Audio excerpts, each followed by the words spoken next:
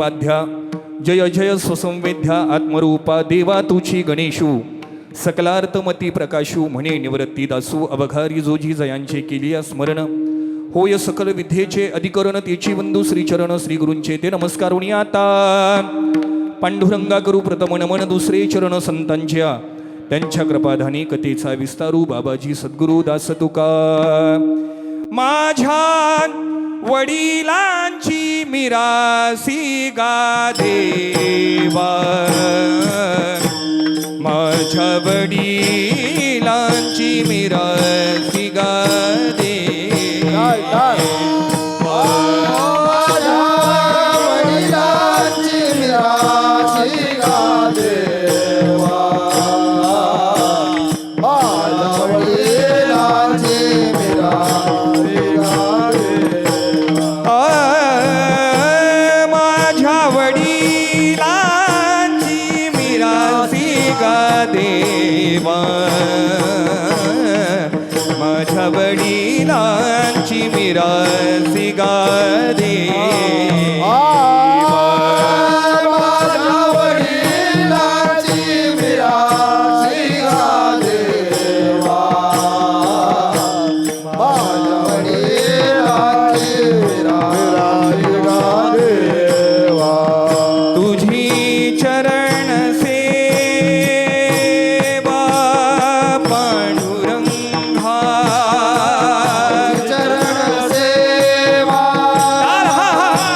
पांडुरंगा तुझी चरण सेवा पांडुरंगा तुझे चरण सेवा पांडुरंगा तुझी चरण सेवा पांडुरंगा पांडुरंगा चरण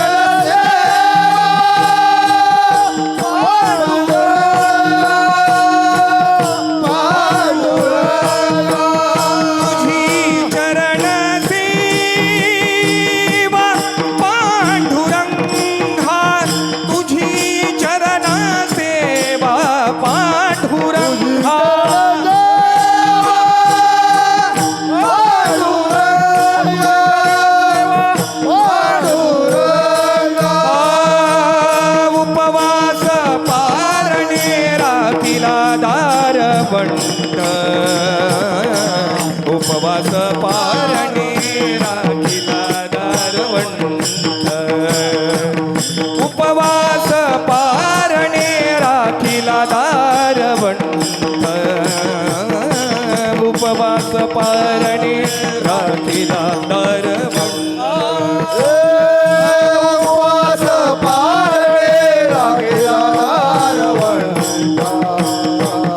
उपवास पारणे राखिला दारवंत उपवास पारणे राखिला दारवंत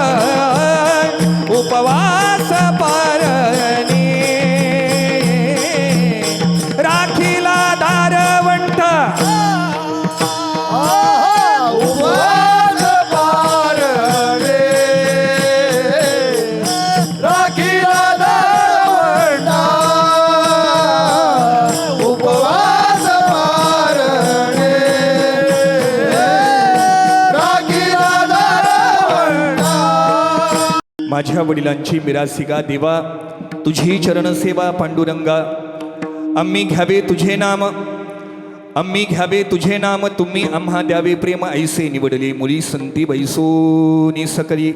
याही वर्षी अगदी उत्तुंग असा हा नामयज्ञ सोहळा तुमच्या या परिसरामध्ये संपन्न होतोय.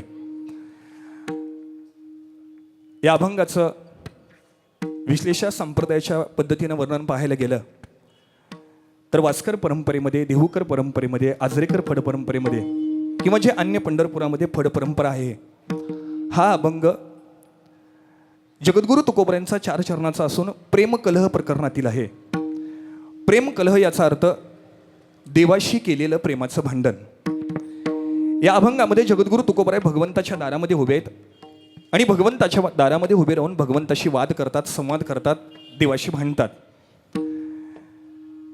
थोडासा अल्पसा परिहार देऊन जातो. या अंधेरी पोलीस लाईनमध्ये भव्य दिव्य या ठिकाणी सप्ताह आयोजित केलेला आहे. आणि आता आमच्यासारखे बुवा मंडळी कुठं वाड्या तोड्या गावी आम्ही कीर्तन केलेली लोक आणि आज दत्त महाराजांच्या कृपाशीर्वादाने नरसोबाच्या वाडीच्या ठिकाणी आम्ही राहणारी माणसं आज दत्त महाराजांच्या कृपाशीर्वादानं या अंधेरी लाईनमध्ये येण्याचा मला आज योगायोग येतोय. मी माझं पूर्वपुण्य समजतो. अभंग निवडला याच्याकरता संत महात्मे देवाबरोबर वाद करतात. देवाबरोबर वाद करण्याचं एकमेव जर खरं कारण काय असेल तर कार्तिक वद्य त्रयोदशीला माऊली ज्ञानोबरायांनी समाधी घेतली आणि कार्तिक वद्य त्रयोदशीला ज्ञानेश्वर महाराजांनी समाधी घेतल्यानंतर हे सगळे उत्तरपंथीय संत एकत्र आले आणि कार्तिक वद्य चतुर्दशीला देहू गावामध्ये जाऊन देवाबरोबर भांडण करू लागले. देवाबरोबर भांडण करण्याचं एकमेव जर खरं कारण काय असेल तर देवा आम्हाला ब्रह्मपद नको, आम्हाला मुक्ती नको, आम्हाला मोक्ष नको, आम्हाला समाधी अवस्था नको. देवा ज्ञानोबरायांच्या बाबतीमध्ये जे केलेस ना ते आमच्या बाबतीत करू नको. म्हणून सेवेसाठी पंचम पुरुषार्थाची भक्ती मागण्याकरता केलेलं देवाशी भांडण म्हणजे प्रेमकलह. संत महात्मे देवाबरोबर वाद करतात.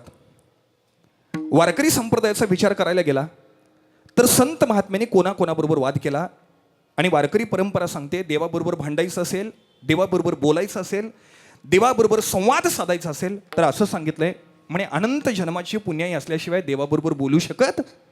जन्मोजन्मी आम्ही बहु पुण्य केले तेव्हा या विठ्ठले कृपा केली. किंवा ज्ञानोबरायांचं एक प्रमाण देतो आणि पुढे जातो. बहुत सुकृतांची जोडी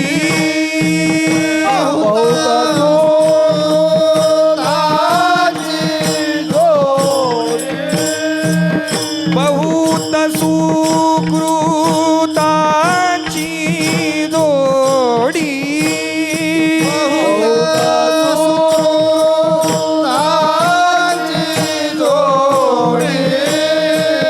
म्हणून विठ्ठली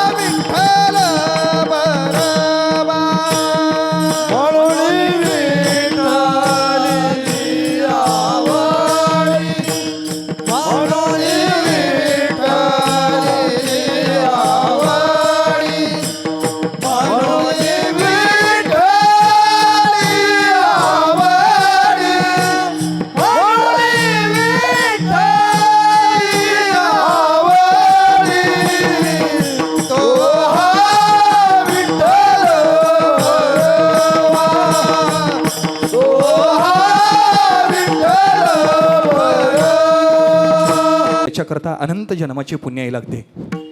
या अभंगामध्ये जगद्गुरु तुकोबराय देवाबरोबर भांडतात.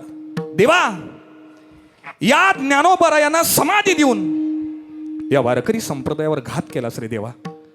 हे छोटंसं लेकरू आहे, याने ज्ञानेश्वरी सारखा अगाध ग्रंथ लिहिला आणि अगाध ग्रंथ लिहून सुद्धा या छोट्याशा लेकराला सायुज्यता मुक्तीच्या खोल खड्ड्यामध्ये ढकललास आणि ब्रह्मस्वरूप करून टाकलास. देवा, या वारकरी संप्रदायाला घात केलास म्हणून हे संत मंडळी देवाबरोबर भांडतात. आता हे भांडण कसं आहे, काय आहे, मला सुंदर असं विवेचन मांडायचं आहे. काल श्रीगुरूंचं कीर्तन झालं आणि या श्रीगुरूंच्या गादीवर माझ्यासारख्या सूर्यासमोर काजव्यानं खरं चमकणे बरं का, असं म्हटलेलं आहे. आणि तो श्रीगुरूंचा मान आहे. काल तुम्ही सर्वजण त्यांच्या साथीला होतात, पण ते श्रीगुरू आहेत, त्या परंपरेतले आम्ही लोक आहोत. आणि आज परमभाग्यानं श्रीगुरूंच्या पाठोपाठ मलाही सुद्धा सेवा करण्याची संधी मला मिळते, हे माझं परमभाग्य आहे. बरं, जगद्गुरु तुकोबाराय राहू दे, या वारकरी परंपरेमध्ये किती लोकांनी कोणाकोणाशी वाद केला ही जरा परंपरा बघूया. संत मंडळी तिघांच्या बरोबर वाद करतात. संतांनी मनाशी वाद केला, संतांनी जनाबरोबर वाद केला आणि संतांनी देवाशी वाद केला. संतांनी पहिला वाद मनाबरोबर केला. यालाही सुद्धा प्रमाण देऊन जातो. काय काय करीतोसिया मना परिनायके नारायणा. संतांनी संकल्प विकल्प करणाऱ्या मनाला परमार्थिक चिंतनाच्या मार्गावर आणण्याकरता संतांनी पहिला वाद कोणाबरोबर केला? मनाबरोबर केला.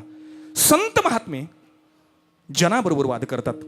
आता आमच्याबरोबर आणि तुमच्याबरोबर वाद करण्याचं एकमेव जर खरं कारण काय असेल तर ऐक रे जना तुझ्या स्वहिताच्या खुणा, पंढरीचा राणा मना माझी स्मरावा, किंवा उपदेशपर प्रकरणातल्या अन्य अभंग्या. या अभंगामध्ये जगद्गुरु तुकोबारायने आम्हाला केवळ आणि केवळ स्वतःची स्वस्वरूपाची जाणीव करून देण्याकरता संत महात्म्याने आमच्याबरोबर वाद केला. आणि ज्या वेळेला संत महात्मे देवाबरोबर वाद करतात, देवाबरोबर वाद करण्याचं एकमेव जर खरं कारण काय असेल तर देवा, मज तोर भ्रम होता चित्ती, गोड असेल तुझी जीवनमुक्ती, आणि जेत नाही माझी गुरुभक्ती ती कोरडी मुक्ती मज न लगे. देवा, आम्हाला मुक्ती नको, आम्हाला ब्रह्मपद नको, आम्हाला मोक्ष नको, आम्हाला समाधी अवस्था नको. ज्ञानोबरायांच्या बाबतीमध्ये ज्ञानोबरायांना समाधी देऊन देवा घात केलायस, ती समाधी अवस्था आम्हाला नको, आम्हाला तुझी सेवा करायची आहे. म्हणून सेवा करण्याकरता जगद्गुरु तुकोबाराय भगवंताशी भांडतात. वेदांताच्या परिभाषेमध्ये बोलून जातो, देवाबरोबर वाद करायचा असेल तर परंपरा सांगते देवाबरोबर भांडण करण्याकरता वेदांत शास्त्रकार सांगतात म्हणे दोन गोष्टी असल्या पाहिजेत. एक ज्ञान असलं पाहिजे आणि दुसरी गोष्ट म्हणजे अनुभव असला पाहिजे. देवाशी भांडायचं असेल नवे नवे प्रापंचिक जीवन जगण्याकरता किंवा संसारिक जीवन जगण्याकरता, परमार्थिक जीवन जगण्याकरता मनुष्याजवळ दोन गोष्टी असल्या पाहिजेत. एक ज्ञान पाहिजे आणि दुसरी गोष्ट म्हणजे अनुभव पाहिजे. शास्त्रकार सांगतात या दोन्ही गोष्टीपैकी एखादी जरी गोष्ट हुकली की समजून जा परमार्थामध्ये तुमचा घात झाल्याशिवाय राहत नाही. देवाबरोबर भांडायचं असेल तर ज्ञानपूर्वक भांडावं आणि देवाबरोबर भांडायचं असेल तर अनुभवपूर्वक भांडावं. जगद्गुरु तुकोबाराय ज्ञानपूर्वक भांडतात आणि अनुभवपूर्वक भांडतात. मला माहिती नाही तुम्ही किती लोकांनी पंचतंत्र नावाचा ग्रंथ वाचलाय. या पंचतंत्र नावाच्या ग्रंथामध्ये 2 अनुवाद आलेले आहेत. मी धावत्या वेगेमध्ये तुम्हाला सांगून जातो. ज्ञान आणि अनुभव ह्या परमार्थामध्ये किती महत्वाचे आहेत.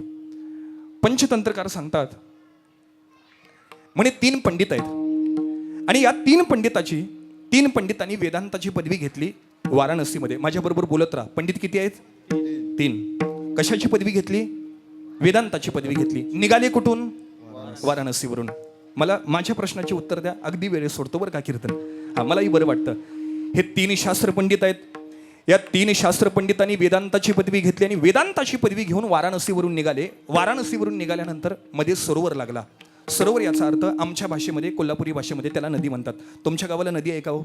नाही, महासागर आहे बरं का. हा महासागर आहे. हे 3 पंडित वेदांताची पदवी घेऊन निघाले आणि वेदांताची पदवी घेऊन निघाल्यानंतर मध्ये सरोवर लागला. असं म्हणतात वेदांत शास्त्रकार, जर त्या 3 पंडितांना आपल्या गावाकडे यायचं असेल तर तो सरोवर पार केल्याशिवाय त्यांना गत्यंतर. पण वेदांत शास्त्रकारांनी सांगितलंय 3 पंडितांपैकी 2 मात्र पोहता येत होतं आणि एकाला मात्र पोहता येत नव्हतं. तिघांनीही त्या सरोवरामध्ये उडी मारली आणि सरोवरामध्ये उडी मारल्यानंतर 2 मात्र सशक्त होते. पोहत पोहत पहिलं तीराला आले आणि एकटा मात्र बुडायला लागला. माता वर्ग समोर बसलेले आहेत, पिता वर्ग समोर बसलेले आहेत म्हणून बोलून जातो. मला सांगा, आज मुंबईला महासागर आहे, समुद्र आहे.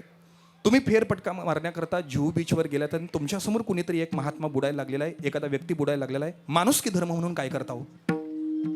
वाचवताना त्या दोन पंडितांनी विचार केला, ज्याच्याबरोबर एक तप वेदांताचं शिक्षण घेतलं, एका रूममध्ये राहून तिघे जण आम्ही वेदांताची पदवी घेतली, एकटा बुडायला लागलेला आहे, म्हणून दोन पंडितांनी विचार केला, बुडणाऱ्या पंडिताला आपण काय केलं पाहिजे? वाचवलं पाहिजे. पण ज्ञान अडवालं बरं का. दोघांनी विचार केला, वेदांत शिकलेले महात्मा आहोत, ज्ञानवान आहोत, म्हणे याला जर वाचवायचं असेल तर पहिल्यांदा शास्त्रामध्ये काय लिहिले ते बघूया आणि मग वाचवायला जाऊया. दोघांनी गळ्याची झोळी काढली, झोळीमध्ये ग्रंथ होता, तो ग्रंथ उघडला आणि त्या ग्रंथामध्ये एक अनुवाद लिहिला होता, सर्वम नाशम समुत्पन्ने अर्धम तेजती पंडितः. जर एखादी गोष्ट पूर्णपणे नाश होत असेल तर त्यातला अर्धा का भाग होईना उपयोगात आणावा, त्यालाच पंडित म्हणतात. दोघांनी ते शास्त्र वाचलं, हातामध्ये तलवार घेतली आणि बुडणाऱ्या पंडिताचं मुंडकं छाटलाने घेऊन आले. आता माता माऊली, हे शास्त्र कुठं वापरायचं होतं? ज्ञान आहे हो, पण ते ज्ञान कुठं वापरावं याचा अनुभव आहे का? बघा बरं का, मी आजही तुमच्यासमोर ते शास्त्र बोलून जातो. डॉक्टर लोकांनी तुम्हाला सांगितलं, जर तुमच्या पायाला गँग्रीन नावाचा रोग झाला, गँग्रीन नावाचा रोग झाल्यानंतर तिथल्या तिथं पायाचा अंगठा किंवा पाय कापून टाका, हे डॉक्टर लोक सांगतात. आमच्या गावामध्ये घडलेली घटना आहे संदीप महाराज. आमच्या गावाच्या शेजारी एक कुरुंदवाड म्हणून गाव आहे आणि त्या कुरुंदवाड गावामध्ये माझ्याबरोबर नेहमी कीर्तनाला येणारे दळवी काका 1-2 वर्षापूर्वी ते वारले. त्या दळवी काकांच्या पायाच्या अंगठ्याला गँग्रीन नावाचा रोग झाला होता. मी घेतलं त्यांना, गाडीमध्ये घेऊन मिरजेला गेलो आणि मिरजला गेल्यानंतर तिथल्या डॉक्टरांनी मला आत बोलवून घेतलं आणि सांगितलं, ज्ञानेश्वर महाराज, ज्या व्यक्तीला तुम्ही घेऊन आलायत ना, त्या व्यक्तीच्या पायाच्या अंगठ्याला गँग्रीन नावाचा रोग झालेला आहे, याचा पायाचा अंगठा काय करावा लागेल? कापावा लागेल. मी बाहेर आलो आणि काकांना सांगितलं, काका आत्ता तरी शहाणे व्हा, गँग्रीन नावाचा रोग झालाय, पायाचा अंगठा कापावा लागेल. काकांनी सांगितलं, म्हणे एवढा मोठा असा कुठला रोग आला जेणेकरून पायाचा अंगठा कापायचा आहे? नाही म्हणायला लागले, या वर्षी नाही, पुढल्या वर्षी कापूया. गेलो आम्ही घरी गेल्यानंतर पुढल्या वर्षी आलो. पुढल्या वर्षी आल्यानंतर डॉक्टर साहेबांनी मला आत बोलवून घेतलं आणि सांगितलं, ज्ञानेश्वर महाराज, ज्या व्यक्तीला तुम्ही 1 वर्षापूर्वी घेऊन आला होता त्यावेळेला त्याचा पायाचा अंगठा कापायला सांगितला होता, आता त्या व्यक्तीच्या पायाचा अंगठ्याचा रोग घोट्यापर्यंत गेलेला आहे. आता त्या व्यक्तीचा पाय कशातून कापावा लागेल? घोट्यातून. मी बाहेर आलो, दळवी काका आता तरी शहाणे व्हा, तुमच्या पायाचा पहिल्या वेळेला अंगठा कापायला सांगितला होता, आता तो रोग वाढत वाढत घोट्यापर्यंत गेलेला आहे, आता पाय कशातून कापावा लागेल? घोट्यातून. दळवी काका म्हणायला लागले, महाराज 2 महिन्यावर मुलाचं लग्न आलंय आणि मुलाच्या लग्नामध्ये जर मुलाचा बाप एका पायानं लंगडा दिसायला लागला तर म्हणे सगळे पाहुणे रावळे माझ्या मुलाला चिडवतील, म्हणे यावेळेला नाही कापायचं, पुढल्या वर्षी कापायचं. आलो पुढल्या वर्षी, सिद्धांतावर बोलतो ऐका. पुढल्या वर्षी आल्यानंतर डॉक्टर साहेबांनी स्पष्ट सांगितलं, म्हणे या व्यक्तीच्या पायाचा रोग घोट्यापासून गुडघ्यापर्यंत गेलेला आहे, आता त्या व्यक्तीचा पाय कशातून कापावा लागेल? गुडघ्यातून. अजून 1 वर्ष विलंब केला तर या व्यक्तीला 4 चौघांच्या खांद्यावरून काढावं लागेल, एवढं मात्र लक्षात ठेवा. सिद्धांत ऐका. सर्वम नाशम समुत्पन्ने अर्धम तेजती पंडिता. जर एखाद्याच्या पायाला गँग्रीन नावाचा रोग झाला, डॉक्टरनी सांगितलं पायाचा अंगठा कापून घ्या, तिथल्या तिथं कापून घ्या, जेणेकरून तुमचं शरीर वाचेल. पण हे शास्त्र गँग्रीन नावाच्या रोगाच्या ठिकाणी वापरायचं होतं, पंडितांनी वापरलं कुठं? बुडणाऱ्या पंडिताच्या ठिकाणी. महाराज, एक पंडित मरून गेला म्हणून परमार्थामध्ये ज्ञानही तितकंच महत्वाचं आहे आणि अनुभवही सुद्धा तितकाच महत्वाचा. माता माऊली बोलत चला माझ्याबरोबर. 3 पंडितापैकी 1 पंडित मरून गेला, उरली किती? बाय झोपायला लागले का काय? नाही ना? नाहीतर असं व्हायला नको, मी थोडंसं परमार्थ सोडून बोलणारा बुवा नाही बरं का. हा, आता आमच्या गावाकडं कर्नाटक हा भाग आमच्या गावाला लागून लागतो. आता त्या गावामध्ये जवळजवळ 7 वर्ष मी कीर्तनाला जातो संदीप महाराज. तिथे घडलेली घटना आज तुमच्या डोळ्यासमोर मांडून जातो. त्या गावामध्ये जर एखादा बुवा लांबून आला तर महाराजाला व्यासपीठावर बसवतात आणि महाराजांचं दर्शन घेतात. तुमच्याकडे तसंच आहे ना?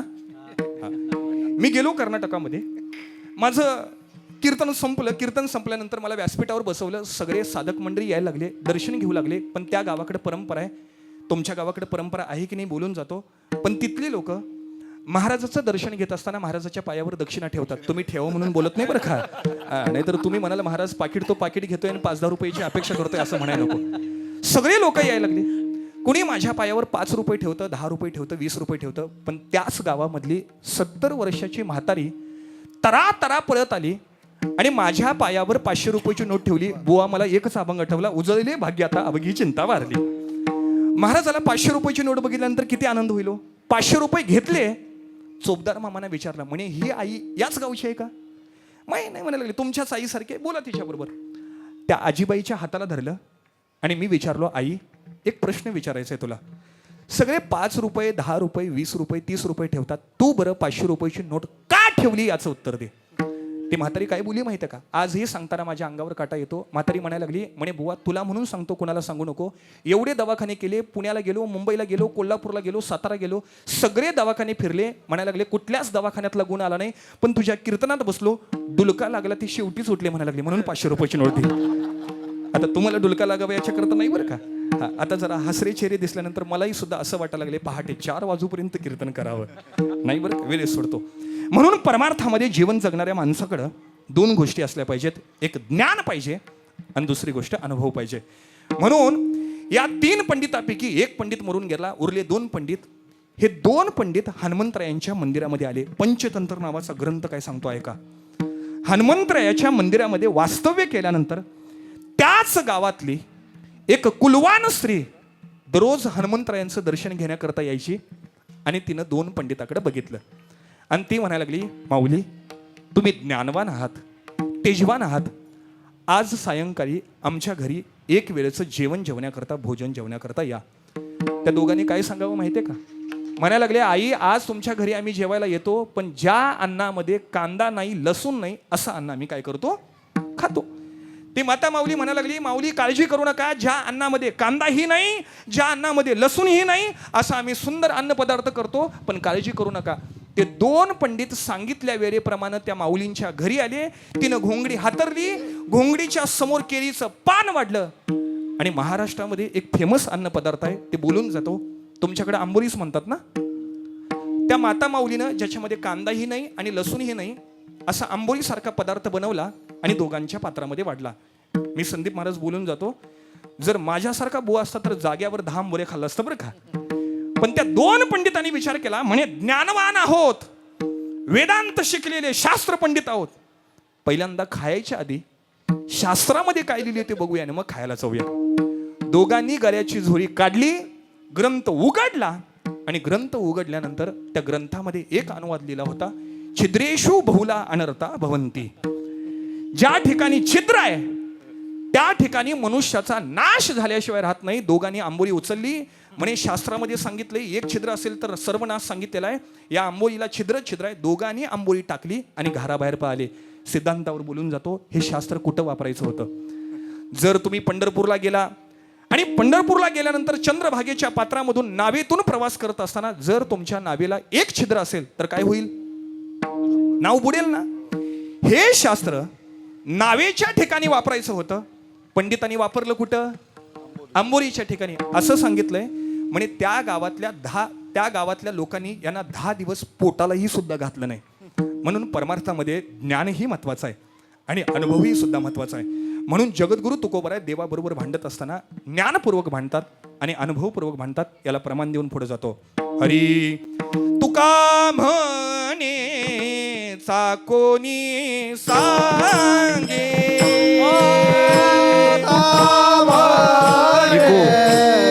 कोणी सांगे, तुका म्हणे कोणी सांगे, कोणी सांगे,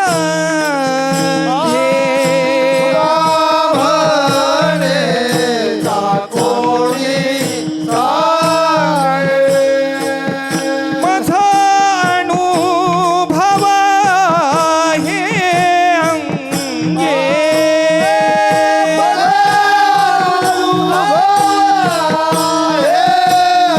अंगे, माझा अनुभव आहे अंगे,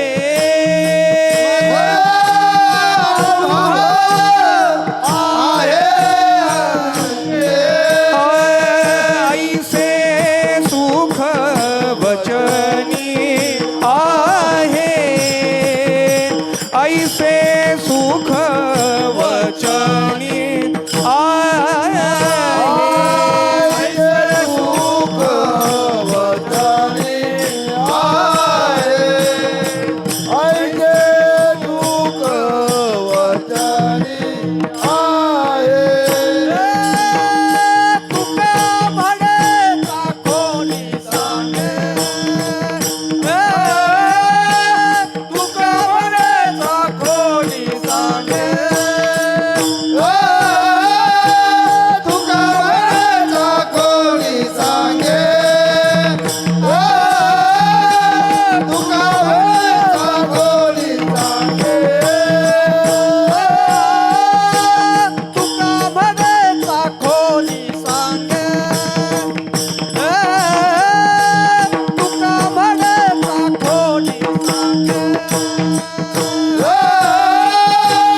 तुका माझा कोणी सांगे तुका माझा कोणी सांगे माझा अनुभव आहे अंगे माझा अनुभव आहे ऐसे वचनी आहे ऐसे सुख वचनी आहे माझा अनुभव आहे माझा अनुभव आहे ऐसे सुख वचनी आहे ऐसे सुख वचनी आहे तुका म्हणे चाकोनी सांगे मज अनुभव आहे अंगे ऐसे सुख वचनी आहे विश्वस अनुभव पाये. म्हणून जगद्गुरू सांगतात की मी देवाबरोबर भांडत असताना ज्ञानपूर्वक भांडतोय आणि अनुभवपूर्वक भांडतोय. आता तुकोबऱ्यांनी 2 भांडणं केली बरं का. पहिलं भांडण केलं हे सुखाचं भांडण केलं आणि दुसरं भांडण केलं हे ज्ञानोबऱ्यांच्या समाधीच्या संबंधानं भांडण केलं. पहिलं सुखाचं भांडण केलं तो वर्णन मी आज तुमच्या डोळ्यासमोर बोलून जातो.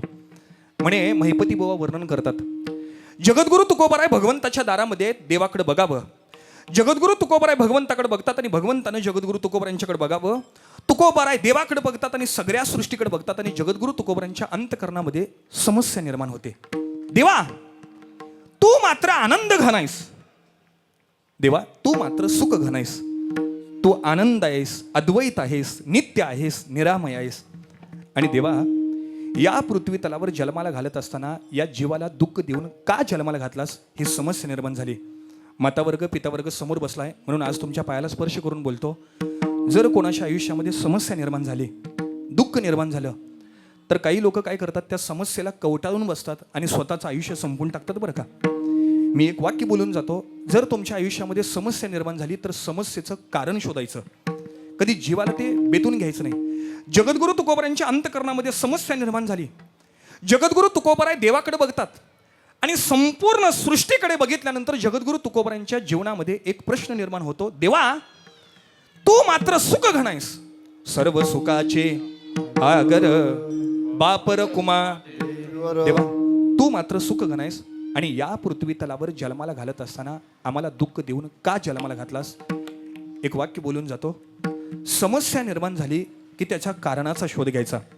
संदीप महाराज, मी ज्यावेळेला 2016, 17, 18 गव्हर्नमेंट कॉलेज ऑफ इंजिनिअरिंग कराडला एमटेकला होतो, त्यावेळेला मी एक प्रोजेक्ट बनवला होता आणि त्या प्रोजेक्ट बनवल्यानंतर एक मशीन निर्माण केलं होतं. त्या मशीनचं नाव तुमच्या डोळ्यासमोर बोलून जातो. ते मशीन होतं wire EDM machine, wire electric discharge machining.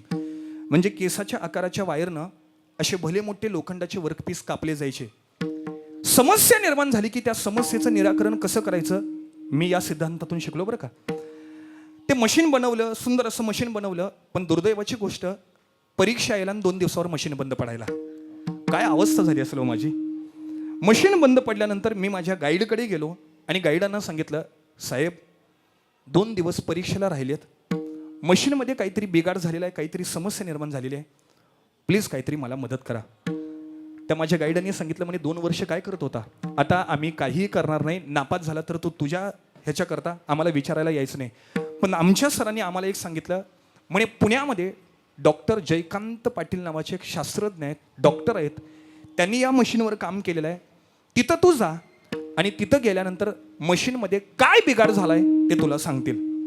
आम्ही पुण्याला गेलो, मी समस्या या विषयावर बोलतोय बरं का. पुण्याला गेल्यानंतर त्या डॉक्टर साहेबांच्या जवळ गेलो आणि डॉक्टर साहेबांना सांगितलं, म्हणे साहेब आमचं मशीन बंद पडलंय, आम्हाला काहीतरी मदत करा. डॉक्टर साहेबांनी सांगितलं, एक प्रश्न विचारायला 5,000 रुपये घेतो. किती? 5. आता आईवडिलांनी शेतामध्ये काबाड कष्ट करून पैसे मिळवायचे, आम्हाला चांगल्या कॉलेजमध्ये शिक्षणाकरता पैसा खर्च करायचा आणि शेवटी ज्यावेळेला मशीन बंद पडलं त्यावेळेला एका प्रश्नाकरता 5,000 आणून कुठून आणायचे. म्हणून मी डॉक्टर साहेबांच्या पायाला स्पर्श केला, साहेब मी एक वारकऱ्याचा मुलगा आहे, माझं मशीन बंद पडलंय, मी पास झाल्यानंतर मी काही ना काहीतरी काम करून मी तुमचे पैसे भागवतो, पण मला यातून मुक्त करा. वारकऱ्याचा मुलगा आहे म्हटल्यानंतर त्या साहेबाला जाण झाली. त्या साहेबांचे वडील सुद्धा वारकरी होते बरं का. साहेबांनी सांगितलं म्हणे काळजी करू नको, तुला काय हवं ते सांग, तुझा 1 रुपया सुद्धा घेणार नाही. पण मला मशीन बंद पडल्यानंतर ते मशीन कसं सुरू करायचं ही त्यांनी मेथड सांगितली. ती मेथड तुम्हाला सांगून जातो. त्याला RCA मेथड म्हणतात बरं का इंग्लिशमध्ये, रूट कॉज अनालिसिस.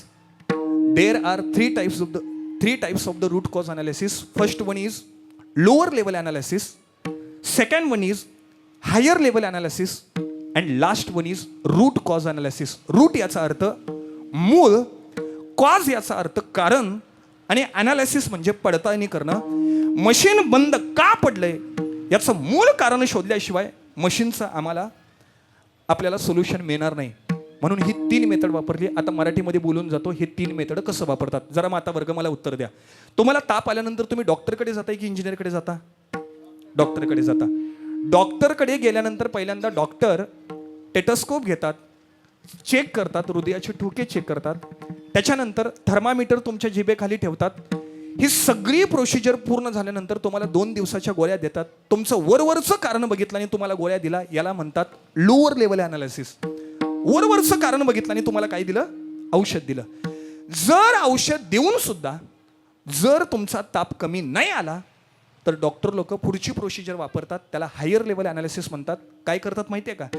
म्हणे माऊली तुमचा ताप कमी होत नाही, याच्याकरता मला काय करावं लागेल? सलाईन लावावी लागेल, सलाईनमध्ये औषधं सोडावी लागतील आणि मग तुम्हाला इंजेक्शन द्यावं लागेल, मग तुम्हाला कमी येईल. हायर लेवल प्रोसेस करून सुद्धा जर तुमचा ताप कमी नाही आला तर डॉक्टर लोक शेवटची प्रोसिजर वापरतात. म्हणे माऊली 2 प्रक्रिया राबवून सुद्धा जर तुमचा ताप कमी येत नसेल तर आता फक्त एवढंच करावं लागेल, तुमचं ब्लड चेक करावं लागेल, तुमची युरिन चेक करावी लागेल. ब्लड आणि युरिनचा रिपोर्ट आला की मग आम्ही सांगतो तुम्हाला काय झालंय. ब्लड काढून घेतलं, युरिन काढून घेतली, डॉक्टर साहेबांच्या समोर रिपोर्ट आला आणि डॉक्टर साहेबांनी सांगितलं माऊली तुम्हाला 4 दिवस ताप कमी न येण्याचं कारण तुम्हाला डेंग्यू झालाय. आता हे डेंग्यू झाला हे कधी कळालं? ज्या वेळेला मूळ कारणाला हात घातल्याशिवाय डेंग्यू नावाच्या रोगाची लागण कधी झाली हे आपल्याला समजून येत नाही. तसं तुकोबरांच्या अंतःकरणामध्ये समस्या निर्माण झाली. तुकोबराय देवाकडे बघतात, ए देवा तू मात्र आनंद घाणायस आणि या पृथ्वी तलावर आम्हाला जन्माला घालत असताना दुःख देऊन का जन्माला घातलास? मी मुलाप्रमाणे बोलून जातो. या अंधेरी पोलीस लाईनमध्ये कुणी सुद्धा हात वर करून सांगावं ज्ञानेश्वर महाराज या परमेश्वरानं आमच्या वाटेला सगळी सुख दिलेली आहेत का कुणी? कुणी हात वर करून सांगावं महाराज परमेश्वरानं आम्हाला सगळी सुख दिलेली आहे? नाही महाराज, सुख पाहता जवा पाडे आणि दुःख पर्वता एवढे. पण तुकोबरांचं एकच दुःख होतं, देवा तू सुखी आहेस आणि आम्ही दुःखी आहे, हा भेदाभेद का ठेवलास? जगद्गुरु तुकोबरांनी 15वा अध्याय उघडला आणि भगवद्गीतेतला 15व्या अध्यायातला श्लोक काढला आणि देवासमोर मांडला. देवा तूच सांगितलंयस ममे वंशो जीवलोके जीवभूत सनातनः मनःष्ठानी इंद्रियानी प्रकृतीस्थानी कर्षती शरीरम यदवापनोदी यच्चा अप्युत्क्रा मतीश्वरः गृहीत्वैतानी संयाती वायुर्गंधा निवास्यात. तुकोबरायांनी हे प्रमाण काढलं आणि देवाला सांगतात, देवा ज्या वेळेला ही सृष्टी निर्माण केली, ही सृष्टी निर्माण केल्यानंतर त्या सृष्टीवर जन्माला घातलेले सगळे जीव देव सांगतो हे माझ्या अंशापासून निर्माण झालेले आहेत. मग मला सांगा या पृथ्वी तलावर जन्माला आलेले सगळे अंश कोणाचे आहेत? देवाचे. मग आम्ही कोणाचे अंश आहोत? देवाचे. अहो देवाचे अंश नाही, आम्ही देवच आहोत. पण देव असून सुद्धा देव मात्र सुखी आहे आणि आम्ही मात्र दुःखी आहे. याला 2 कारणं वेदांतानं सांगितलेली आहेत. मनुष्याच्या जीवनामध्ये दुःख येण्याला 2 कारणं आहेत. एक ज्ञानामुळे दुःख येतं आणि दुसरी गोष्ट म्हणजे अज्ञानामुळे दुःख येतं. ज्ञानामुळे मनुष्याच्या वाटेला दुःख येतं आणि अज्ञानामुळे मनुष्याच्या वाटेला दुःख येतं. हा अज्ञानाचा भाग आहे का? आम्ही वाढवून ठेवलेला प्रपंचाचा व्याप याच्यामुळे मनुष्याच्या वाटेला दुःख येतं. बरं मी परत कधी येईन मला माहिती नाही, पण माझी एक ठोकर अशी इच्छा आहे, तुम्ही पूर्ण कराल का हो? नाही मी समोर आहे म्हणून तरी हो म्हणा, कराल की नाही? हा माझी एक इच्छा आहे, तुम्ही पूर्ण कराल की नाही? अहो दत्त महाराजांच्या पावनभूमीतनं आलोय, हो तरी म्हणा की. हा आज कीर्तन संपल्यानंतर तुमच्या नावावर असलेली सगळी जमीन माझ्या नावावर करायची आहे, कराल? तुम्ही संदीप महाराजांना हुडकाल, संदीप महाराज म्हणे या बुवाची तारीख कुणी घेतली त्याला हो शोधा. म्हणे हा पण घेऊन जावं लागेल तुम्हाला. म्हणे आम्हाला कीर्तन करायला बोलवलं की या माणसाला सगळ्यांची जमीन नावावर करायला अहो कुणाला वाटतं हो सगळं त्यागावानी कायमचं पंढरपूरला जावं? नाही महाराज, प्रपंचामध्ये आम्ही एवढ्या करता आलोय, आम्हाला नेहमी वाटतं काही ना काहीतरी वाढावं. मनुष्याच्या जीवनामध्ये दुःख येण्याला दोन कारण आहेत. मनुष्यानं स्वतःला मी आणि माझी नावाची पदवी लावल्यामुळे मनुष्याच्या वाटेला दुःख येतं. आमच्या गावामध्ये शेजारी इचलकरंजी म्हणून शहर आहे, ऐकलंय कुणी? हा, या इचलकरंजी शहरामध्ये घडलेली घटना तुमच्या डोळ्यासमोर मांडून जातो. मनुष्याच्या जीवनामध्ये मी आणि माझी नावाची उपाधी लागली की मनुष्याच्या जीवनामध्ये दुःख आल्याशिवाय राहत नाही. मी आणि माझं. मला माहिती नाही तुमच्या गावाकडं माणूस मेल्यानंतर त्याच्या कपाळाला रुपये लावतात की नाही, पण आमच्या गावामध्ये प्रथा आहे बरं का. माणूस मेला रे मेला की त्याच्या कपाळाला रुपये लावतात आणि त्याला जाळतात. पण जाळल्यानंतर ज्यावेळेला 2 दिवसांना राख सावरायला जातो ना, राख सावरायला गेल्यानंतर माणसाची हाडं नाही शोधत, राख नाही शोधत, कपाळाला लावलेला रुपये शोधतात. ज्याचा बाप मेलेला आहे त्या मुलाला तो रुपया हातामध्ये घ्यायला लावतात आणि सगळ्या लोकांना सांगायला सांगतात, म्हणे माझ्या बापाने आयुष्यभर पैसा कमवला पण कपालाचा रुपयाही सुद्धा घेऊन जाता आला नाही. हे सिद्धांत ऐका बरं का. मनुष्य सगळं कमवतो पण मिळवलेले सगळं धन तो जाताना घेऊन जात नाही. पण आता या प्रापंचिक जीवनामध्ये मनुष्याला असं वाटतं की सगळं मिळवावं, मला मिळवावं, माझं व्हावं. आणि मनुष्याच्या जीवनामध्ये दुःख येण्याला सगळ्यात महत्त्वाचं कारण काय असेल तर मी आणि माझं. इचलकरंजी शहरामध्ये घडलेली घटना ऐका. एक स्त्री आहे आणि त्या स्त्रीच्या अंगावर 32 तोळं सोनं आहे. बोलत राहा, किती तोळं सोनं आहे? 32. हे 32 तोळं सोनं ती स्त्री स्टँडवर घालून आलेली आहे आणि हातामध्ये बॅग आहे. 32 तोळं सोनं घातलेल्या स्त्रीला 2 चोरांनी बघितलं आणि 2 चोरांनी बघितल्यानंतर त्या दोघांच्या बुद्धीमध्ये एक तर्क निर्माण झाला. म्हणायला लागले, या स्त्रीच्या जर अंगावर 32 तोळं सोनं असेल तर तिच्या पेटीमध्ये किती असेल? मी हे वाक्य का बोलतोय माहिती आहे का? मनुष्याच्या जीवनामध्ये मी आणि माझं नावाची पदवी लागली की दुःख आलं म्हणून समजा. बघितली पेटी आणि ते 2 चोर त्या स्त्रीचा पाठलाग करू लागले. ती स्त्री त्या बसमध्ये बसली. बसमध्ये बसल्यानंतर त्या स्त्रीच्या पाठीमागं हे 2 चोर पाठीमागं येऊन बसले. पण सांगू का, असं सांगितलंय ते 2 चोर होते पण त्या 2 चोरांच्या पेक्षा ही स्त्री मात्र महाचोर होती. अहो ती पेटी घेतली आणि त्या 2 चोरांच्या हातामध्ये देऊन ती स्त्री काय म्हणते माहिती आहे का, दादा तुम्ही माझ्या भावासारखे दिसतात, माझी छोटी छोटी लेकरं आहेत, ही पेटी तुमच्याजवळ ठेवा, मी खाली उतरते आणि माझ्या लहान मुलांना काहीतरी खाऊ घेऊन येते. दोघांच्या गळ्यात माळ नसतानाही सुद्धा दोघांना अभंग आठवला, धन्य आजी दिनं झाले संतांचे दर्शन. अहो म्हणे आजपर्यंत असा चोर कधी बघितलेला नाही. दोघांनी पेटी घेतली, स्वतःच्या खिशातले 100 रुपये काढले आणि त्या स्त्रीला दिलं, ताई तुमच्याही पैशाचं खाऊ आणा आणि एक मामा म्हणून आमच्याही पैशाचं काय करा, खाऊ घेऊन या. एक वाक्य लक्षात ठेवा, ज्या वेळेला ती स्त्री त्या गाडीतून खाली उतरली परत माघारी ती गाडीमध्ये चढली नाही. गाडी मार्गस्थ झाली. मार्गस्थ झाल्यानंतर या 2 चोरांची बुद्धी भ्रष्ट झाली. दोघांना वाटायला लागलं, म्हणे तिच्या अंगावर जर 32 तोळं सोनं असेल तर या पेटीत किती तोळं सोनं असेल. दोघांची हाणामारी लागली. दोघांच्या जीवनामध्ये एकच व्याध निर्माण झाला. एकटा म्हणतोय ही माझी पेटी आहे, दुसरा म्हणतोय माझी पेटी आहे. मातावर्ग मला बोलून टाका, ही पेटी कोणाची होती हो? त्या बाईची होती ना. दोघांनी मी नावाची पदवी लागली, माझी नावाची पदवी लागली. दोघे जण भर प्रवासात असलेल्या बसमध्ये वादावादी करू लागले, एकमेकांना मारायला लागले. गव्हर्नमेंटच्या गाडीमध्ये हाणामारी करण्याचा गुन्हा लागतो बरं का. त्या ड्रायव्हरनी गाडी वळवली, पोलीस चौकीमध्ये गाडी आणली. पोलीस साहेबांनी दोघांच्या गळपटीला धरलं. म्हणे गव्हर्नमेंटच्या गाडीमध्ये हुल्लडबाजी करण्याकरता या दोघांना गुन्हा दाखल करूया. एकाला एका खुर्चीवर बसवलं, दुसऱ्याला एका खुर्चीवर बसवलं. दोन्ही पक्षाची बोलणी ऐकून घ्यावी लागतात बरं का. आता पोलीस लाईन आहे म्हणून बोलतो मी.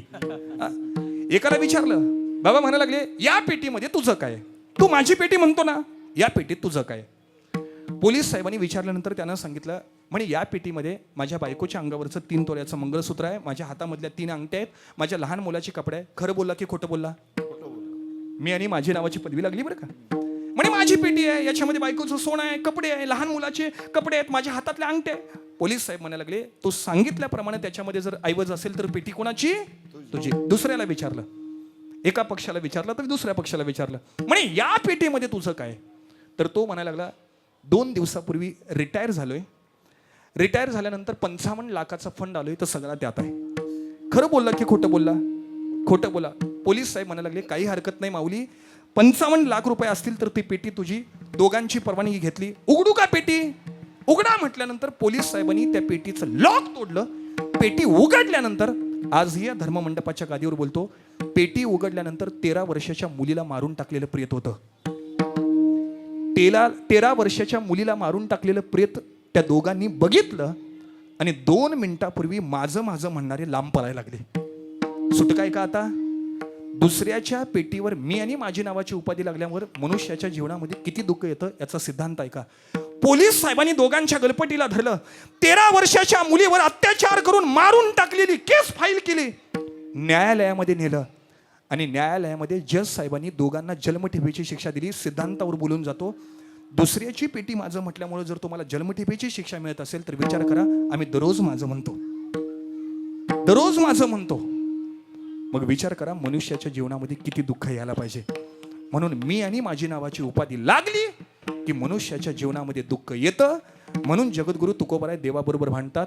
आता देवाबरोबर भांडत असताना भांडण्याचा विषय काय आहे, प्रेम कलह प्रकरण काय आहे, मला उत्तरार्धामध्ये मांडायचं आहे. पण वारकरी परंपरेच्या चालीप्रमाणे, संप्रदायाच्या नियमाप्रमाणे सुंदर अशी मधली चाल घेऊया.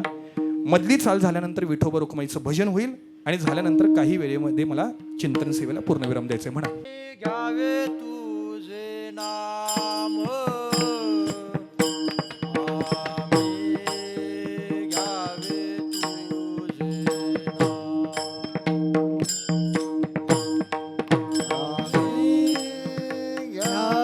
तुझे नाम,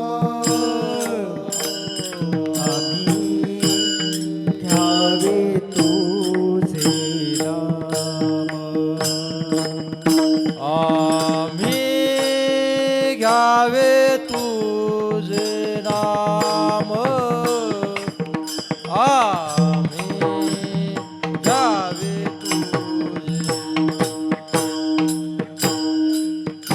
आम्ही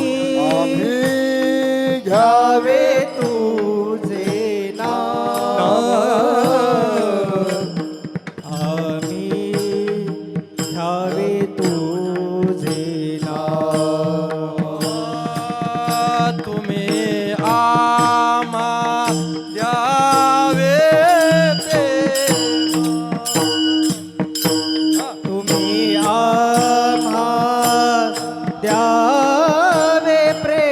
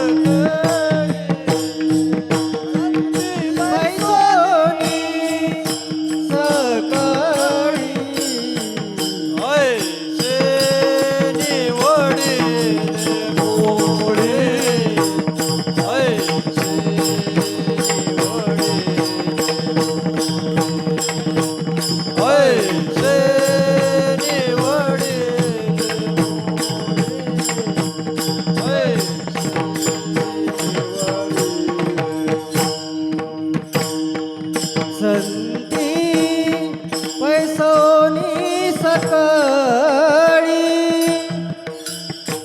सकळी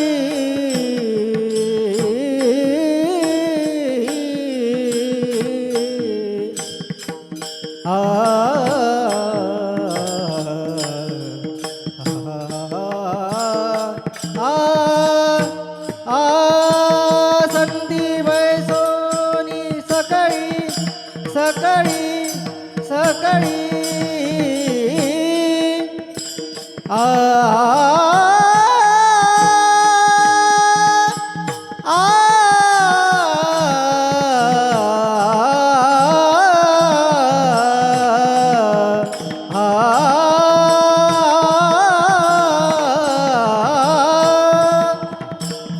संती बैसोनी सकळी संती बैसोनी सकळी ऐसे निवडिले मोरे ऐसे निवडिले ऐसे निवडिले मोरे ऐसे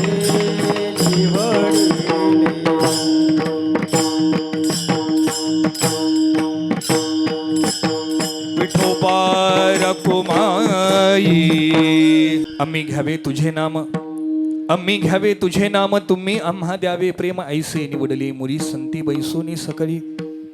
जगद्गुरु तुकोबराय पहिलं भांडण देवाबरोबर करतात आणि देवाबरोबर भांडत करत असताना देवा तू सुखी आहेस आणि आम्ही दुःखी आहोत याच्याकरता भांडण केलं. पण दुसरं भांडण कोणतं आहे हा अभंगाचा आत्ता मतीत अर्थ आहे का?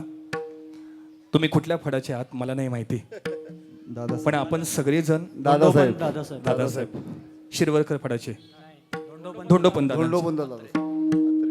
कुठला जरी फड घेतला मला माहिती तुम्ही कार्तिक वारीला परतीच्या वारीला येतात की नाही. पण परतीच्या वारीला एक नियम आहे बरं का. ज्यावेळेला कार्तिकी एकादशी असते कार्तिक एकादशी नंतर पौर्णिमेला पंढरपुरातून मानाच्या दिंड्या आळंदीला येतात. कार्तिक वारी झाल्यानंतर सगळे वारकरी ज्ञानोबारायांच्या समाधी उत्सवाला येतात आणि कार्तिक वद्य त्रयोदशीला माऊली ज्ञानोबाराय समाधी घेतात आणि समाधी घेतल्यानंतर कार्तिक वद्य चतुर्दशीला सगळे संत एकत्र येतात. संत एकांती बैसले सर्व ही सिद्धांत शोधिले ज्ञानदृष्टी अवलोकिले सारांश काढले निवडून देवाबरोबर भांडतात. देवा या ज्ञानोबारायांनी तुझं काय वाईट केलं होतं तो त्यांना समाधी दिलीस. आजही या धर्ममंडपाच्या गादीवर मी शेवटचं वाक्य बोलतो.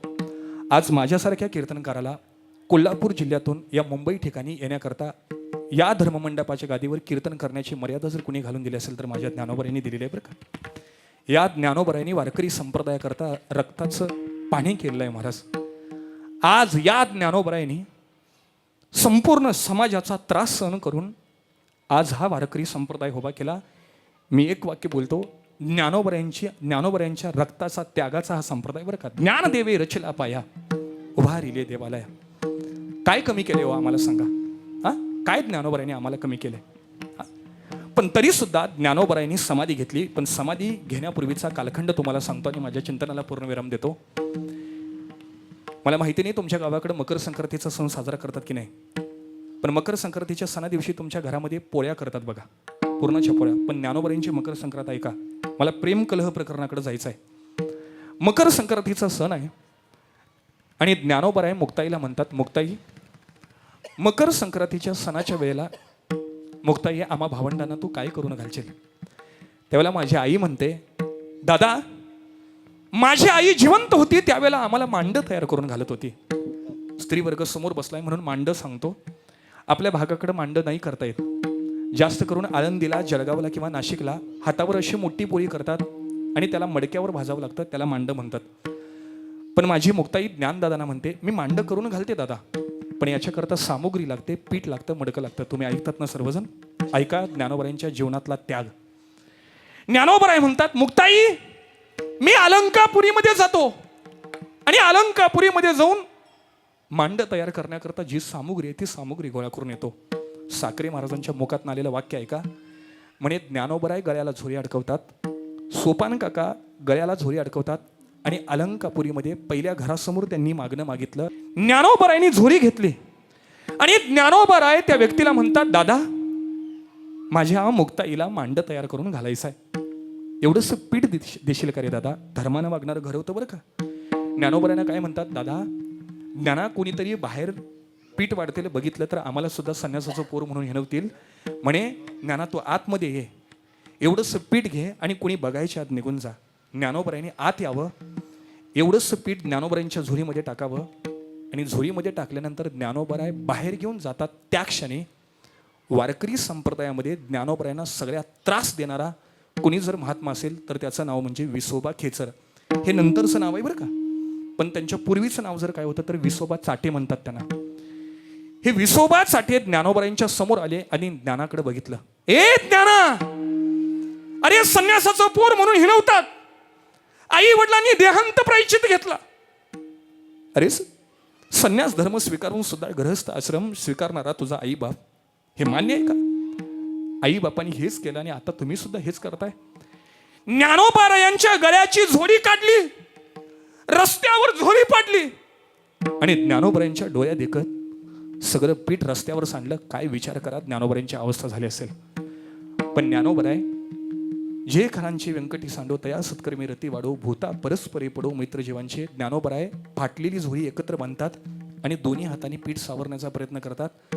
पण त्याच ठिकाणी विसोबा काकानं ज्ञानोबराय पीठ उचलत असताना ज्ञानोबरायांच्या पाठीत धाडकन लात घातली. हो माझा ज्ञाना, या जगाची आई, या जगाची माऊली पिठात लोळली आमच्या करता. ज्ञानोबराय पिठात लोळले, पण पीठ घेऊन ज्ञानोबरायांनी मुखातनं एक वाक्य सुद्धा नाही बोललं बरं का. ज्ञानोबराय म्हणतात, काका आमच्या आईवडिलांनी कोणाचं वाईट केलं, आम्हाला त्रास देतात. ज्ञानोबराय पीठ घेत असताना त्या विसोबा काकांनी अजून एक कर्मठ कर्म केलेलं. शेजारी पडलेलं शेण उचललं आणि ज्ञानोबरायांच्या पिठात टाकलं. ज्ञानोबरायांनी काय करावं? ज्ञानोबराय पिठानं भरलेलं शेणानं भरलेलं पीठ एकत्र गोळा करतात. असारपीठ बाजूला काढलं आणि सारपीठ फाटलेल्या झोरीमध्ये घालून ज्ञानोबराय मार्गस्थ झाले. पण मार्गस्थ होत असताना ज्ञानोबरायांच्या डोक्यात वेताची काठी मारली. हो विसोबा काकांनी. ज्ञाना म्हणतात, दादा आमच्या आई वडिलांनी मारलं ते मारलं, आम्हाला तरी समाधानानं जगू द्या. ज्ञानोबरायांच्या डोक्यात काठी बसली, ज्ञानोबरायांचं अंग रक्तबंबाळ झालं. पण तरी सुद्धा ज्ञानोबराय कुठल्याही विचित्र प्रकारचा शब्द मुखातून न करता ज्ञानोबराय पर्णकुटी जवळ आले आणि मुक्ताईनं बघितलं. मुक्ताईनं बघितल्यानंतर ज्ञानदादांना म्हणते, ज्ञाना ए दादा कुणी मारलं रे दादा? ज्ञानोबरायांचं उत्तर आहे का? ज्ञानोबराय मुक्ताईला म्हणतात, म्हणे कुणी मारलं हे विचारू नको, मांड तयार करायचं हे बघ.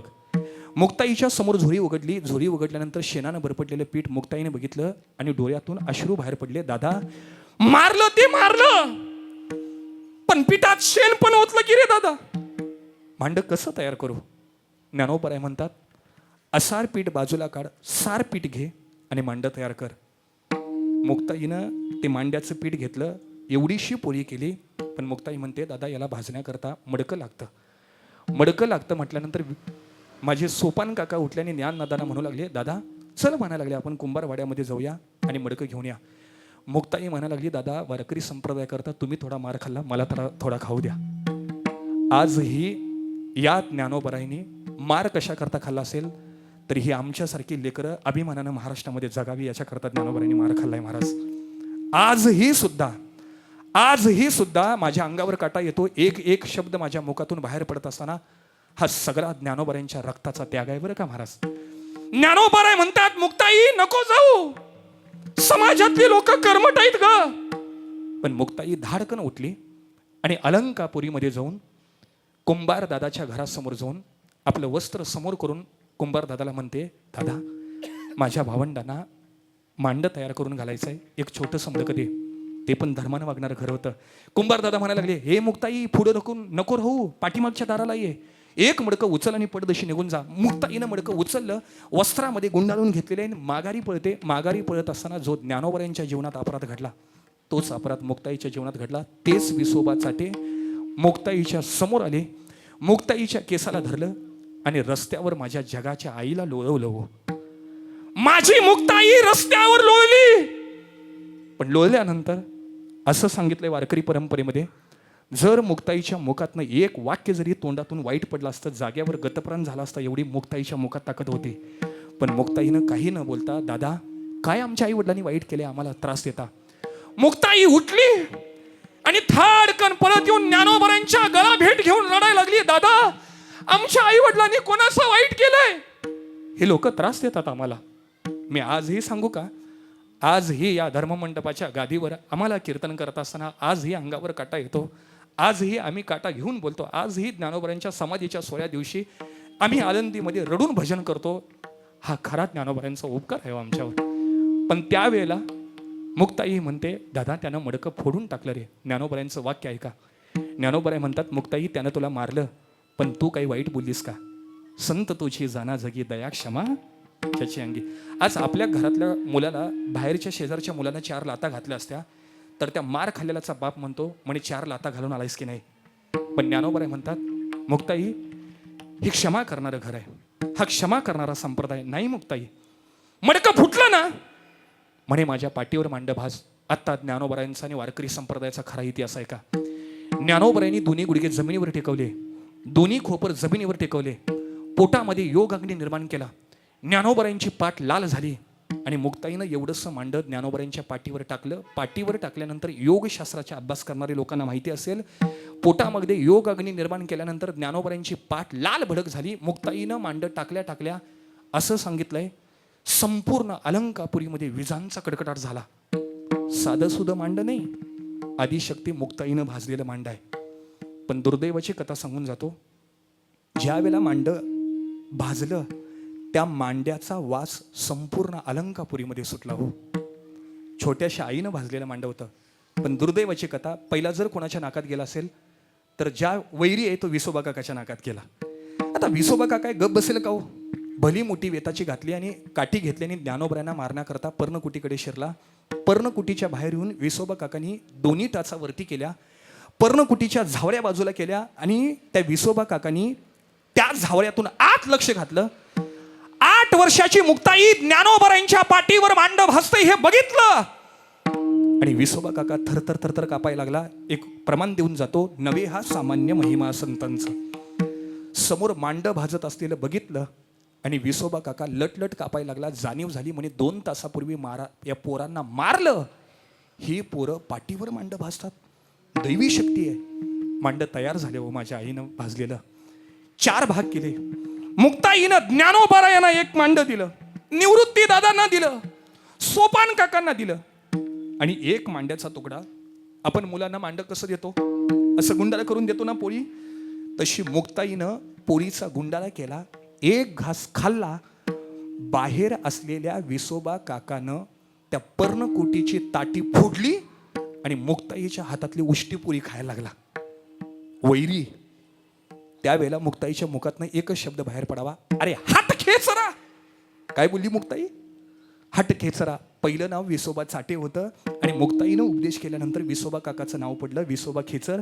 खेचर या शब्दाचा अर्थ मराठी विश्वकोशामध्ये त्याला गाढव म्हणतात, पण संतांच्या विश्वकोशामध्ये, संस्कृत विश्वकोशामध्ये खेचर या शब्दाचा अर्थ दुसऱ्याचं उष्ट अन्न खाणारा पिशाच. माझ्या कीर्तनातलं 1 वाक्य घरी घेऊन जावा. जर कोणी तुमच्या घरातलं कोणीतरी उष्ट अन्न ठेवलं असेल, काही लोक काय करतात, आपल्या मुलाचं उष्ट अन्न खातात बरं का. सप्त्याला आले की दुसऱ्याच्या ताटातलं राहिलेलं आपल्या ताटात घेतात. पण एक विधी आहे, गायत्री मंत्र येत असेल तर गायत्री मंत्र म्हणायचा, पात्राला हात लावायचा आणि मग त्याच्या पात्रातलं उष्टानं आपण खायचं. जर तुम्हाला गायत्री मंत्र म्हणण्यामध्ये जर फार अवघड होत असेल तर वारकरी संप्रदायामध्ये महत्वाचा बीज मंत्र दिलेला आहे, पात्राला हात लावायचं आणि रामकृष्णारी म्हणायचं. देणारा आणि खाणाराही सुद्धा सात्विक होतो, पिशाच्याची बाधा लागत. पण विसोबा काकानी मुक्ताईच्या हातातली उष्टी पोळी खाल्ली. खाल्ल्यानंतर मुक्ताई म्हणते, अरे हात खेचरा. पण ज्ञानोबराय मुक्ताईच्या जिभाला हात लावतात. ए मुक्ताई, तुझ्या जिभाला हाड आहे का? आम्हा भावंडांनी तुला हे शिकवलंय? मुक्ताई, तू माफी माग. तू कर्मठ कृत्य केलेस, तू मोठ्या विद्वानाला खेचर बोललेस. एक शब्द बोलून जातो, कोण कोणाची माफी मागायला पाहिजे होती हो? त्या विसोबा काकानं मुक्ताईची मागायला पाहिजे होती. पण ज्ञानोबराय म्हणतात, मुक्ताई आपण चुकलोय, जरी त्यांना आम्हाला त्रास दिला, जरी त्यांना आम्हाला मारलेलं असलं तर आपण क्षमा करणं हे आपलं कर्तव्य आहे. ज्ञानोबराय मुक्ताईला म्हणतात, मुक्ताई याचा उद्धार करून टाक. साधा साधा उद्धार केला नाही. मुक्ताईनं देवाकडे पहिलं मागणं मागितलं. मुक्ताई, देवाकडे पहिलं मागणं माग, या विसोबा काकाच्या बुद्धीमध्ये वैरत्व नावाचा भाव आहे तो निवृत्त करून टाक. पहिलं मागणं मागितलं. आणि दुसरं मागणं मागायला सांगितलं, मुक्ताई याचा एवढा उद्धार वाढव, एवढा उद्धार वाढव, वारकरी संप्रदायामध्ये अग्रगण्य स्थानावर असलेले 100 कोटी अभंग लिहिण्याचा संकल्प ज्यांनी केला, ते संकल्प केलेल्या नामदेवरायांचं गुरुपद विसोबा काकाला दिलं. केवढा अधिकार वाढवला. पण शेवटी ज्ञानोबरायांनी ठरवलं, मुक्ताई आता नाही मला राहायचं. आता प्रेम कलह प्रकरण आहे का? ज्या वेळेला ज्ञानोबरायांनी समाधी घेण्याचा निर्णय घेतला, त्यावेळेला सगळे संत महात्मे एकत्र आले आणि ज्ञानोबरायांची अवहेलना करू लागली. ए ज्ञाना, आमच्यासाठी थोडे दिवस राहा रे ज्ञाना. या जगाला, या महाराष्ट्राला, या वारकरी संप्रदायाला ज्ञाना तुमची गरज आहे. पण तरी सुद्धा ज्ञानोबराय म्हणतात, नाही म्हणायला लागले, आता मला जायचं आहे. कार्तिक वद्य त्रयोदशीचा दिवस उजाडला. सगळे संत मंडळी रडतायत. देवानं ज्ञानोबरायांचा हात धरावा, निवृत्ती दादानी देवांचा हात धरावा. आणि निवृत्तीनाथ आणि देवानी ज्ञानोबरायांना धरून आजही सुद्धा आळंदीमध्ये गेल्यानंतर सिद्धेश्वर मंदिराच्या समोर जो नंदी आहे ना, तो नंदी भगवंतानं सांगितलं म्हणे, नामदेवा, नारा आले, विटा आले, गोंदा आले, सगळे संत मंडळी आले आणि भगवंतानं सांगितलं, माझी जगाची आई समाधी घेणार आहे, ती जागा स्वच्छ करा. सिद्धेश्वर मंदिराच्या समोर असलेला नंदी बाजूला केला. ज्ञानोबरायांच्या एका हाताला धरून भगवंत पुढे चालतायत आणि निवृत्तीनाथांनी डोळ्यात पाणी आणावं आणि ज्ञानोबरायांना म्हणावं, ज्येष्ठाच्या अगोदर कनिष्ठानं जाणं ज्ञानोबराय तुम्हाला तरी पटतं का? ज्ञानोबराय थांबा ना आमच्यासाठी. पण तरी सुद्धा ज्ञानोबरायांनी निर्णय घेतला समाधी घेण्याचा. देव आणि निवृत्तीनाथांनी ज्ञानोबरायांना समाधीच्या जागेवर बसवलं आणि समाधीच्या जागेवर बसवल्यानंतर देवाच्या डोळ्यातनं पाण्याचा थेंब जमिनीवर पडला आणि ते रुक्मिणी मातेनं बघितलं. रुक्मिणी देवाला म्हणे देवा, एवढे भक्त बघितले, कधी त्याच्याकरता रडला नाही, पण आज ज्ञानोबरायांच्यासाठी का रडलास याचं उत्तर दे. तर देवानं काय उत्तर दिलं माहितीये का? रुक्मिणी, आज या भारतामध्ये एवढे संत होऊन गेले, पण माझ्या ज्ञानोबरायांसारखी प्रेम करणारी व्यक्ती कधीच जन्माला आली नाही ग. जोपर्यंत चंद्र सूर्य आहे तोपर्यंत माझ्या ज्ञानोबरायांची खाती अजरामर राहील. ज्ञानोबराय समाधीला बसतात. ज्ञानोबरायांनी सगळ्या वारकऱ्यांच्याकडे हात जोडून विनंती करावी. साक्रे महाराजांचं वाक्य आहे, ज्ञानोबराय काय म्हटले असतील माहितीये का समाधी घेत असताना? ए बाळांनो, मी गेल्यानंतर माझ्या वारकरी संप्रदायाची काळजी घ्या बरं का. हे साक्रे महाराजांचं वाक्य आहे. ज्ञानोबराय म्हणतात, माझ्या वारकरी संप्रदायाची काळजी घ्या. ज्ञानोबरायांनी हात जोडावं, पंचप्राण एकत्र करावं. तुका म्हणे, आम्हा एकांताचा वास आणि ब्रह्मी ब्रह्मरस सेवू सदा. ज्ञानोबराय समाधीच्या जागेवर बसले, समाधी घेतली. समाधी घेतल्यानंतर पंचप्राण एकत्र झाले, पंचप्राण अनंतात विलीन झाले. ज्ञानोबरायांच्या समोर असलेली शिरा झाकली आणि झाकल्यानंतर सगळे संत मंडळींच्या अंतकरणामध्ये खेद निर्माण झाला. ए देवा, त्या ज्ञानोबरायांनी तुझं काय वाईट केलं होतं? समाधी घ्यायला लावलीस. श्री गुरु विवेकानंद भास्कर दादांचं वाक्य आहे, ऐकून जावं बरं का. म्हणे, हा देव इतका खोडकर आहे, पहिल्यांदा भक्ताला भक्तीच्या प्रेमात ओढून घेतो आणि प्रेम वाढलं की सायुज्यता मुक्तीच्या खोल खड्ड्यात ढकलून देतो आणि ब्रह्मस्वरूप करून टाकतो. ज्ञानोबरायांचं प्रमाण आहे बरं का. सायुज्यता मुक्ती आपुली ती देऊनी आणि ज्ञानी ते निर्गुणी बुडवली. ज्ञानी महात्म्यांना सुद्धा या भगवंतानं सायुज्यता मुक्ती देऊन त्यांना अमर करून टाकलेला आहे, ब्रह्मपद दिलेलं आहे, मोक्ष दिलेला आहे, समाधी दिलेला आहे. म्हणून सगळे संत एकत्र येतात. ऐसे निवडले मुली संती बैसोनी. सगळे संत एकत्र आले आणि मुली शोधून काढली. देवा, तू ज्ञानोबरायांना समाधी दिलीस ना, आता आम्ही तुझ्याबरोबर 3 करार करतो, या कराराचं उत्तर दे. म्हणून या अभंगात आजही सुद्धा फड परंपरेची लोक ज्ञानोबरायांचा समाधी सोहळा झाल्यानंतर, ज्ञानोबरायांच्या समाधी सोहळ्यानंतर कार्तिक वद्य चतुर्दशीला पंढरपूरला जातात, उपर्ण बांधतात आणि स्वयंभू विठ्ठल रुक्मिणी मंदिरासमोर देहूमध्ये देवाबरोबर भांडतात. देवा, आम्हाला ब्रह्मपद नको, आम्हाला मोक्ष नको, आम्हाला समाधी अवस्था नको. तुका म्हणे, गर्भवासी सुखे घालावे आम्हासे. देवा, आम्हाला तुझी सेवा करायची आहे. म्हणून देवाबरोबर 3 करार केला. त्यातला पहिला करार तुमच्या डोळ्यासमोर मांडून जातो. देवाबरोबर पहिला करार केला, देवा, आम्ही तुझं नाम घ्यावं आणि त्याच्या बदल्यामध्ये तू आम्हाला काय द्यावं?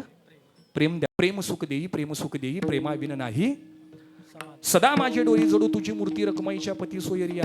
गोड तुझे रूप, गोड तुझे नाम, देई मज प्रेम सर्व काळ. ही पहिला करार केला. दुसरा करार केला, माझी डोई पायावरी आणि तुम्ही न धरावी दुरी. देवा समचरण दृष्टी विठेवरी साजिरी आणि तेथे माझी हरिवृत्ती राहो. देवा हे आमचं मस्तक तुझ्या चरणाजवळ आहे ना, हे तुझ्या चरणाजवळच राहू दे, फक्त तू आम्हाला लांब करू नको. आणि तिसरा करार केला, देवा तू तुझी जबाबदारी सांभाळ, आम्ही आमची जबाबदारी सांभाळतो.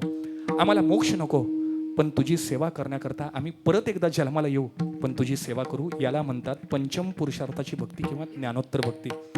म्हणून ज्ञानोत्तर भक्ती मागण्याकरता देवाशी केलेलं प्रेमाचं भांडण म्हणजे प्रेमकलह. जाता जाता 5 गोष्टी सांगतो आणि माझ्या चिंतनाला पूर्णविराम देतो. या अंधेरी पोलीस लाईन मधले सगळे साधक वर्ग तुम्ही अगदी ज्ञानवान आहात बरं का, पण इथून पुढे पहिलं वाक्य लक्षात ठेवा, निरपेक्ष भावना. देवाची सेवा करत असताना देवाकडे काही मागू नका. आणि देवाकडे जर कोण मागत असेल ना, तर देवानं आजपर्यंत त्याला काही दिलं नाही, पण अंतकरणापासून जो भगवंताची निरपेक्ष भावनेने सेवा करतो त्याला भरभरून दिल्याशिवाय राहत नाही. हा पांडुरंगाचा भाव आहे. विटेवरी ज्याची पाऊले समान तुझी एक दानशूर दाता. दुसरी गोष्ट मुनिम, कोणाचं वाईट व्हावं हे चिंतन करायचं. तिसरी गोष्ट तांतम, हे धर्ममंडप आहे, हे हिंदू धर्माचं धर्ममंडप आहे, वारकरी संप्रदायाचा त्यागाचा धर्ममंडप आहे. या धर्ममंडपामध्ये केशामध्ये जेवढं दान असेल तेवढं या धर्ममंडपाच्या खाली द्या. आजपर्यंत देवानं 1 रुपयाचा दान सुद्धा डोक्यावर उपकार म्हणून ठेवलेला. तुम्ही जेवढं द्याल त्याच्या दुप्पट तुम्हाला पांडुरंग परमात्मा परत करतो, इतका माझा दानशूर आहे. चौथी गोष्ट समदर्शन. हा या वारकरी संप्रदायामध्ये कुठल्याही पद्धतीचा जातीभेद पाळलेला. विष्णुमय जग वैष्णवांचा धर्म आणि भेदाभेद भ्रम अमंगल. ऐका जी तुम्ही भक्त भागवत कराल ते हित सत्य करा. आणि शेवटचं वाक्य निर्वैराह, आजपासून कोणाशी वैर धरायचं. ज्ञानोबा रायांनी विसोबा काकाशी वैर धरलं असतं तर माझ्यासारख्या बुवाला आज या अंधेरीच्या ठिकाणी कीर्तन करण्याची परवानगी मिळाली नसती. म्हणून क्षमा करा, क्षमा मागा. देव क्षमामध्येच आहे. म्हणून हे प्रेम कलह प्रकरण आहे. ही प्रेम कलनाची प्रकरणं जर ऐकायची असेल तर वारीला यावं लागतं बरं का. आणि ही परतीची वारी पूर्ण झाल्यानंतर आम्ही देवाबरोबर भांडतो. खरं सांगतो, प्रत्येक फळावरची लोक कीर्तनकार देहूमध्ये देवाशी डोळ्यात पाणी आणून भांडतात.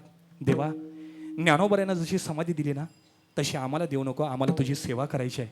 म्हणून सेवेसाठी केलेलं प्रेमाचं भांडण म्हणजे प्रेम कलह. आज खूप आनंद वाटला. बऱ्याच वेळेला ठाणे, पनवेल, अंधेरी साईडला बऱ्याच वेळेला कीर्तनाच्या माध्यमातून येण्याचा योगही घेतो. पण आज या ठिकाणी 4थ्या दिवसाची कीर्तनरूपी सेवा करण्याचं भाग्य माझ्यासारख्या प्रामाराला मिळालं. वास्कर परंपरेतला बुवा असल्यामुळं मला परंपरा सोडून बाहेर जाता येत नाही. माझ्यावर नितांत प्रेम करणारा हा मुंबईचा समाज, त्याचबरोबर माझे परम मित्र. मला माहिती नव्हतं की बुधकर महाराजांचे ते शिष्य आहेत, आदरणीय संदीप महाराज सकपाळ. परमार्थाला वाहून घेणारा सगळ्यात ज्ञानी आणि गुणवंत महात्मा म्हणजे मी त्यांच्याकडे बघतो बरं का. मी कधीही त्यांचा चेहरा बघितला नाही, फक्त फोनवर त्यांचं माझं संभाषण झालं. पण इथं आल्यानंतर, त्यांच्याशी बोलल्यानंतर परमार्थातली खरी साधक मंडळी आज मला बघायला मिळाली. आज आलो, सकाळी आल्यानंतर आदरणीय खापणे काका त्यांच्या घरी गेलो. मी खरं वास्तविक कोणाच्या घरी जात नाही, कारण का सांगू का, अहो एखादा पाहुणा जरी बाहेर आला तरी आम्ही त्याची उसाबर करताना मागं पुढं बघतो. आम्ही कुठल्या गावची लोक हो, कोणाला त्रास होणे हे मुंबईचं धकाधकीचं जेवण. आणि कोणाच्या घरामध्ये जाऊन राहणं म्हणजे आम्हाला ते थोडंसं अडचणीत वाटतं. पण स्वतःच्या पोराप्रमाणे आज यांनी आम्हाला जीव लावला, दिवसभर आम्हाला सांभाळलं. आज आमच्या आईवडिलांची आठवणी सुद्धा करू दिली नाही. हे वारकरी संप्रदायाचं प्रेम आहे. मला बाकीच्या लोकांचं नावे माहिती नाहीत, पण ही संप्रदायाकरता अहोरात्र झटणारी ही मुंबईची मंडळी तुमच्या सर्वांच्या चरणावर नतमस्तक होऊन हे प्रेम कलह प्रकरण मी समर्पित करतो.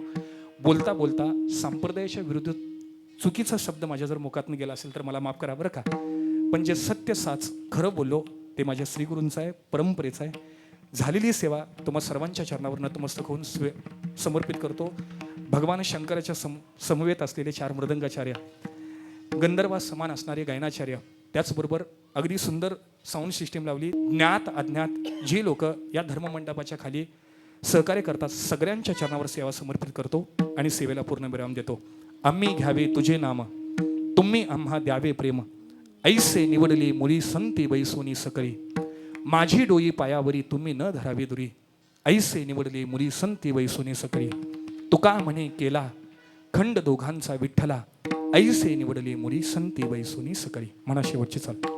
तुका म्हणे केला, तुका म्हणे केला,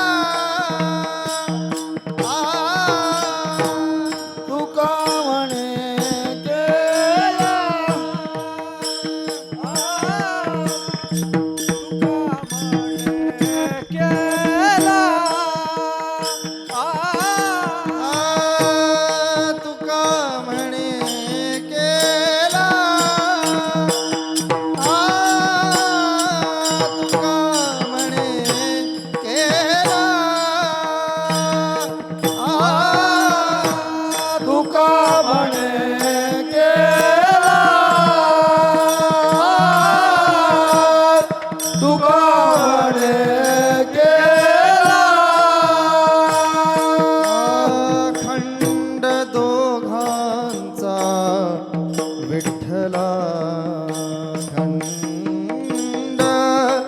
दोघांचा विठ्ठला ऐसे निवडोनी मुळी ऐसे निवडिले मुळी ऐसे निवडिले मुळी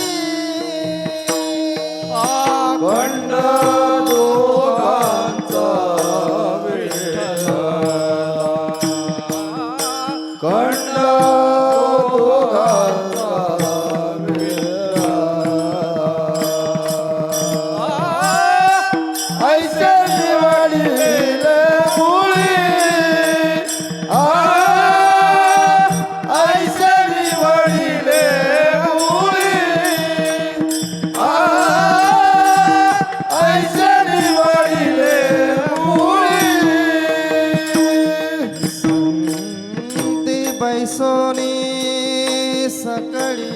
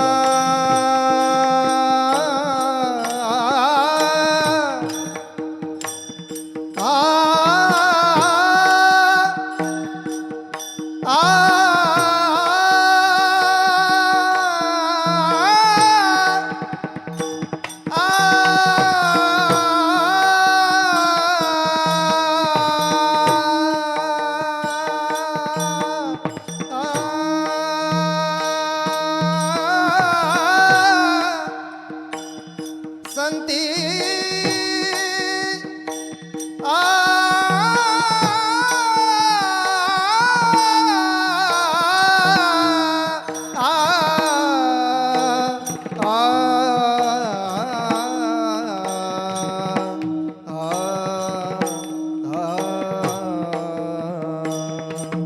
संती बैसले सकळी संती बैसोनी सकळी ऐसे निवडोनी मुळी ऐसे निवडिले मुळी